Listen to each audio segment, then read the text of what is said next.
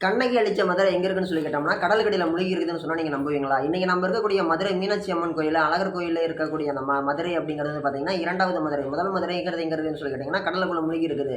இது வந்து பார்த்தீங்கன்னா, உலகத்தினுடைய 8வது கண்டம்னு சொல்லி பெரும்பாலான மக்களால் சொல்லப்படுது, நம்பப்படுது. ஆனால் அதுக்கான ஆதாரங்கள் நம்ம வெளியில் கொண்டு வரலான்னு பார்த்தா, கவர்மெண்ட் அதுக்கான ஃபண்ட் அப்படிங்கிறது சரியான முறையில் ஒதுக்குறதில்ல. என்ன காரணம்?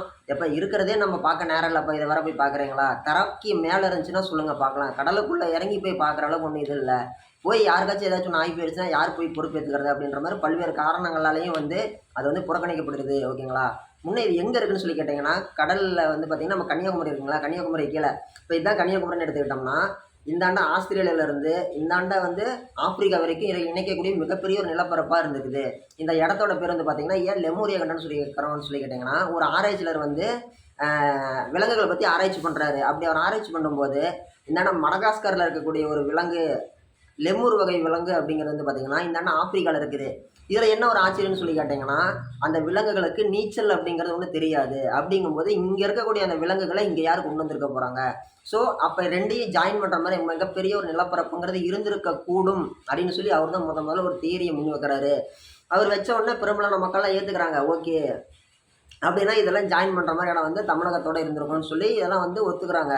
அப்புறமேட்டு இன்னொருத்தர் ஒரு தியரி ஒன்று கொண்டு வர்றாரு. என்ன கொண்டு வர்றாருன்னா, கண்டத்தட்டு நகர்வு அப்படின்னு சொல்லி கண்டத்தட்டு நகர்வு கோட்பாடு அப்படின்னு சொல்லி கொண்டு வராங்க. கான்டினென்ட் தியரி என்னன்னு சொல்லி கேட்டோம்னா, இப்போ பூமியில் இருக்கக்கூடிய டெக்டானிக் பிளேட்ஸ் எல்லாம் வந்து இருக்கும்போது காலப்போக்கில் எல்லாம் பூமியோட மொத்த 7 கண்டலமே ஒரு காலத்தில் 7 கண்டமும் ஒரே நிலப்பரப்பாக தான் இருந்துச்சு. காலப்போக்கில் அவையெல்லாம் தனித்தனியாக பிரிஞ்சு போயிடுச்சு. ஸோ அதனால தான் வந்து எல்லாமே தனித்தனியாக இருக்குது. அந்த காலத்தில் ஒட்டுக்கா இருக்கும்போது இருந்த விலங்குகள் தான் எல்லா இடத்துலையும் பரவி இருக்குதுன்னு சொல்கிறாரு. ஸோ இவர் சொன்ன உடனே எல்லாமே என்ன பண்ணுறாங்க, அவர் சொன்ன லெமோரியா கான்டினென்ட் தியரியை வந்து எல்லாருமே வந்து கைவிட்டுறாங்க. புதுசாக சொன்ன கண்டத்தட்டு நகர்வு கோட்பாடு எல்லாரும் ஏற்றுக்கிறாங்க. இன்னொன்று என்னன்னு சொல்லி கேட்டோம்னா, நம்மளுடைய சங்ககால தமிழ் இலக்கியத்தில் வந்து சொல்லப்பட்டிருக்கிற மாதிரி பெரும்பாலான நிகழ்வுகள் அப்படிங்கிறது அங்கே தான் நடந்திருக்குது. இன்னும் சொல்ல போனோம் அப்படின்னா, நம்மளுடைய முன்னோர்கள்லாம் வந்து வாழ்ந்த இடம் வந்து இன்றைக்கி கடலுக்குள்ளே மூழ்கி இருக்குது. கண்ணகி அழிச்ச பூம்புகார் வந்து பார்த்திங்கன்னா அங்கே இருக்குது. நம்ம ஏற்கனவே சொன்னோம் இல்லைங்களா? அது மட்டும் இல்லை, நம்மளுடைய எத்தனையோ பொக்கிஷங்கள், எத்தனையோ வந்து பொக்கிஷன்னு உடனே நம்ம பணம் அப்படின்னு சொல்லி எடுக்கக்கூடாது, நினைக்கக்கூடாது. இப்போ கீழடியிலேயே கூட வந்து பார்த்திங்கன்னா எவ்வளவோ ஆராய்ச்சி சார்ந்த நிகழ்வுகள் எல்லாமே கிடைக்குது. எவ்வளவோ முக்கியமான தொன்மையான பொருட்கள்லாம் கிடைக்குது. அது வந்து பணம் சார்ந்ததா கிடையாது. நம்மளுடைய தொன்மையை வெளி உலகத்துக்கு வந்து பெருமையோட சொல்கிறதுக்கு விதமாக அமைஞ்சிருக்குது. ஓகேங்களா? அப்படி தான் வந்து பார்த்திங்கன்னா இன்னும் சொல்ல போகலாமே, நம்மளுடைய பிரதமர் மோடி ஐயா கூட வந்து பார்த்திங்கன்னா துவாரகா, கடலுக்குள்ளே முழுகி இருக்கிற துவாரகாவுக்கு போய் கடந்த ஒரு சில வருஷங்களுக்கு முன்னாடி போய் சாமி கும்பிட்டு வந்தார். அந்த வீடியோ வந்து அவரையோட பகிர்ந்திருந்தார் இல்லைங்களா? நம்ம எல்லாத்துக்குமே தெரியும் இல்லையா?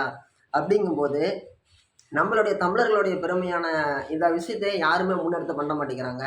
ஸோ அங்கே வந்து அவங்களுக்கு அது வந்து தேவை, மக்களுக்கோசரம் செய்யலான்னு சொல்லி செய்கிறாங்க. அவங்களோட தனிப்பட்ட விருப்பத்தில் செய்கிறாங்க. இங்கே அந்த மாதிரி செய்கிறதுக்கு ஆள் யாரும் இல்லை இல்லைங்களா?